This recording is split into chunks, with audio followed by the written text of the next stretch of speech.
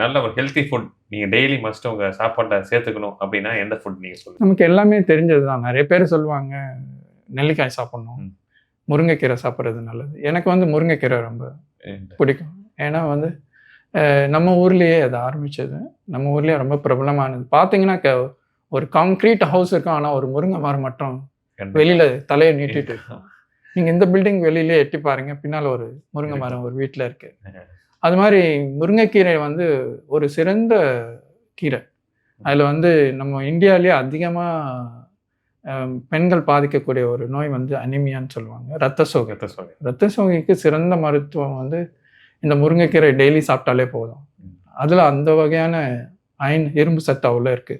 So எனக்கு என்னுடைய choice வந்து அது. பட் எல்லாருக்கும் அந்த சாய்ஸ் வேறுபடலாம். நெல்லிக்காய் கூட நல்ல இது. அது ரொம்ப பார்த்தீங்கன்னா, நம்ம சீசனலாக வர ஃப்ரூட்ஸ் பார்த்தீங்கன்னா, நம்ம ஊரில் கிடைக்கிற கொய்யாப்பழம் ரொம்ப நல்லது.